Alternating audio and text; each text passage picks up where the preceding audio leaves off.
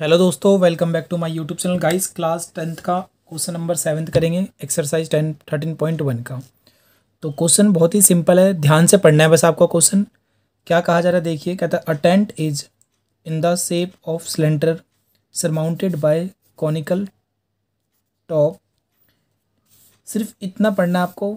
और क्या कह रहा है, सरमाउंटेड। और मैं आपको बार बार कह रहा हूँ, सरमाउंटेड का मतलब क्या होता है, किसी चीज़ के ऊपर दूसरी चीज़ को रखना, या फिर वो खुद ही क्या है, अपने आप में ही वो किसी और के ऊपर रखी हुई है, ऐसा भी मान सकते हैं। तो क्या कह रहा है, आपके पास एक टेंट है जो किसकी शेप में, सिलेंडर की शेप में है। समझ गए गाइस? तो बनाते हैं, सबसे पहले टेंट बनाते हैं। कैसा होना चाहिए, सिलेंडर की शेप में। देखो क्वेश्चन में क्या कहा गया था, यहाँ तक क्वेश्चन में कहा गया कि आपके पास एक टेंट है जो कैसा है, सिलेंडर की शेप में है। कोई तंबू बेलन के आकार का है। तो भाई हमने बेलन बना दिया भाई यहाँ पे। अब इसके बाद देखो क्या बोल रहा है क्वेश्चन में आगे। इसके बाद क्वेश्चन में कह रहा है सिलेंडर सरमाउंटेड बाय। सरमाउंटेड का मतलब है वह किसी चीज़ से ढकी हुई है एक तरीके से, या उसके ऊपर कुछ रखा हुआ है। क्या चीज़? कोनिकल टॉप, एक शंकु अध्यारोपित है। मतलब इसके ऊपर क्या रखा हुआ है, एक तरीके से एक कोन रखा हुआ है या शंकु रखा हुआ है। ठीक है गाइस। अब कहता है यदि बेलनाकार भाग की ऊंचाई, किसकी? बेलनाकार भाग की। बेलनाकार भाग कौन सा? ये वाला भाग है दोस्तों, सिर्फ इतना। इंग्लिश में क्या कह रहा है, the height and the diameter of the cylindrical part are 2.1 and 4 metre. मतलब हाइट और डायमीटर देखा किसका, सिलेंडर का। तो सिलेंडर तो ये है हमारे पास इतना, ये इसकी हाइट ये है। कितनी हाइट है इसकी? इसमें बोला गया बेटा आपके पास 2.1 मीटर, तो 2.1 मीटर ये मैंने ले लिया। ठीक है।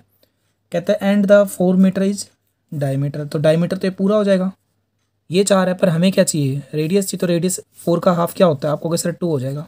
तो यानी ये क्या हो गया आपके पास, 2 मीटर हो गया। ठीक है बेटा, क्लियर है यहाँ तक? देखो हिंदी में बता रहा है इसकी ऊंचाई और व्यास। क्रमशः का मतलब पहले ऊंचाई फिर क्या है, व्यास। ऊंचाई 2.1 है, मैंने बना दिया ऊंचाई, हाइट। और व्यास मतलब डायमीटर कितना है, 4 है। तो आर क्या हो जाएगा, अपने आप 2 हो जाएगा, यानी इसकी वैल्यू 2 हो चुकी है। ठीक है, ओके। फिर कहता था तथा शंकु की तिर्यक ऊंचाई। तिर्यक ऊंचाई का मतलब क्या होता है, ये तिरछी ऊंचाई को हम तिर्यक ऊंचाई कहते हैं। ये कितनी है, 2.8। यानी ये चाहे मैं इधर से कैलकुलेट करूँ या इधर से कैलकुलेट करूँ, तो कितना है ये, 2.8 सेंटीमीटर। ठीक है, मीटर है, सॉरी। इंग्लिश में क्या कह रहा है, and slant height of the top is 2.8 metre. ये जो टॉप था ना दोस्तों, इसकी स्लांट हाइट मतलब ये जो सीधी लाइन, तिरछी लाइन है, ये कितना है, इसने बोला 2.8 metre. Find the area of the canvas used for making the tent. पहला क्वेश्चन क्या है, आपको एरिया फाइंड करना है किस चीज़ का, कैनवास का। जो इस टेंट को बनाने में क्या है, यानी ये जो पूरा टेंट बना है दोस्तों, इसके अंदर बनाने के लिए हमने जितना भी टेंट का यूज़ किया है, कैनवास का यूज़ किया है। हिंदी में क्या कह रहा है, इस तंबू को बनाने में प्रयुक्त कैनवास का क्षेत्रफल ज्ञात कीजिए। मैं देखो आप सिंपली बताता हूँ क्या कह रहा है क्वेश्चन में।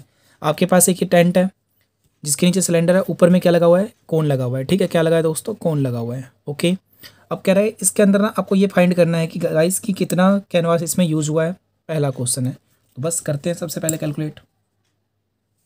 दोस्तों जितनी बात आपको बताया गया था क्वेश्चन में, हमने पहले उससे नोट करेंगे। सबसे पहले क्या लिखेंगे, जो ये हमारे पास एक तरीके से टेंट है दोस्तों, इस टेंट में सिलेंडर, जो ये सिलेंडर है, इसकी हाइट कितनी है, 2.1 मीटर। तो यहाँ पे लिख दिया हाइट ऑफ सिलेंडर 2.1 मीटर। बेलनाकार भाग की ऊंचाई कितनी है दोस्तों, 2.1 मीटर। इसे मैंने एच मान लिया। आप कैपिटल एच भी मान सकते हो और स्मॉल भी। मैंने बड़ा एच माना है क्योंकि मेरे अकॉर्डिंग बेलन का जो हिस्सा है वो बड़ा है। अब कुछ भी हो सकता है, ऐसा कुछ जरूरी नहीं कि मतलब वही बड़ा हो, बट मैंने इसे नॉर्मली एच मान लिया। अब इसकी डायमीटर कितनी दोस्तों, 4 थी। तो diameter of the cylinder was 4 metre. तो बेलनाकार भाग की व्यास क्या हो गया दोस्तों, 4। तो इसका त्रिज्या कितना हो जाएगा, 4 का आधा कर दो, आपको क्या सर, 2 मीटर।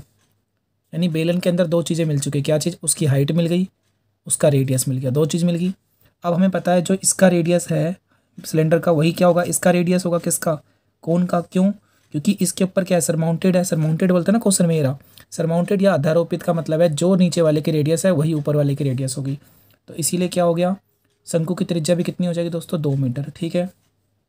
अब slant height of the cone, मतलब ये जो तिरछी ऊंचाई दे रखी थी, शंकु की तिर्यक ऊंचाई जिसे हम एल कहते हैं, कितना है ये, 2.8 मीटर है। तो ये भी नोट कर लिया।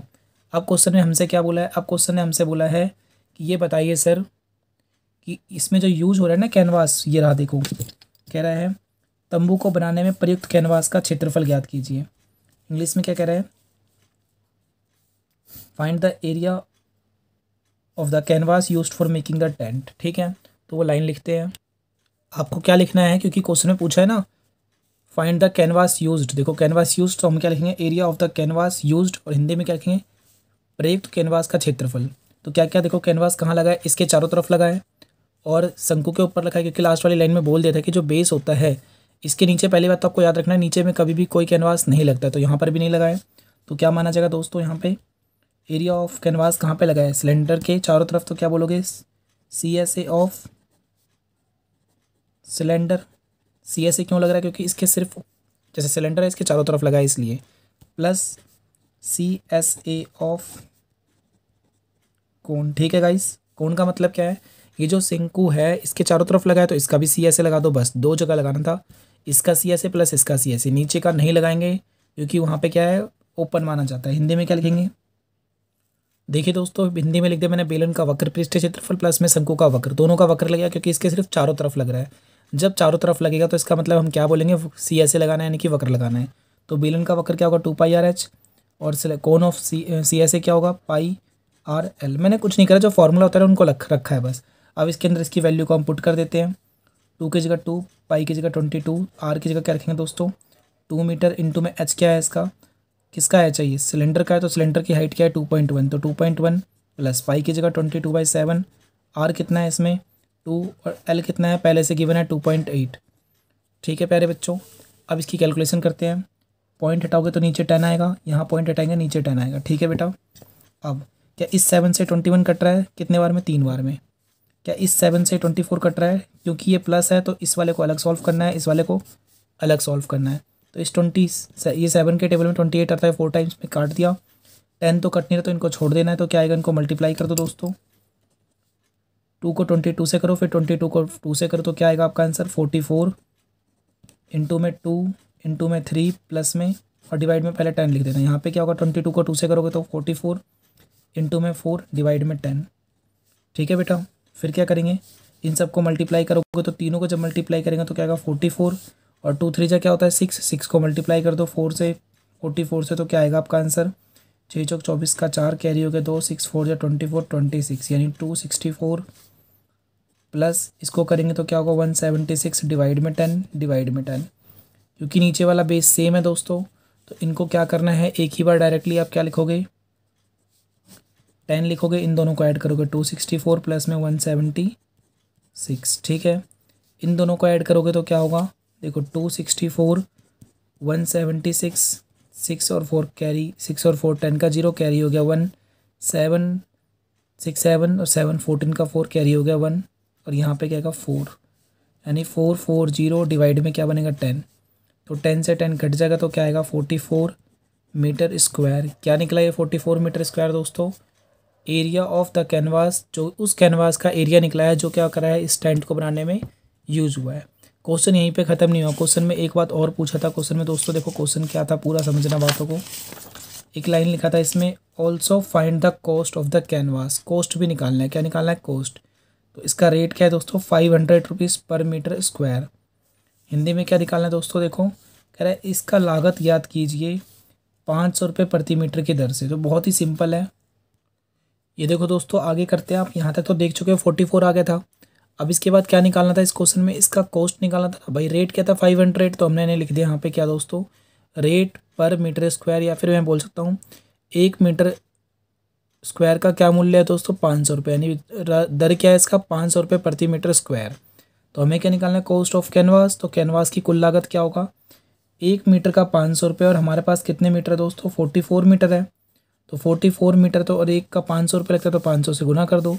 तो क्या होगा दोस्तों 2 जीरो की जगह 2 जीरो, और 44 को 5 से इंटू कर दो, 44 को 5 से इंटू करो, क्या आएगा 5 4 जा 20 का 2, 20 का 0 कैरी 2, और ये 22, तो यानी 22 0।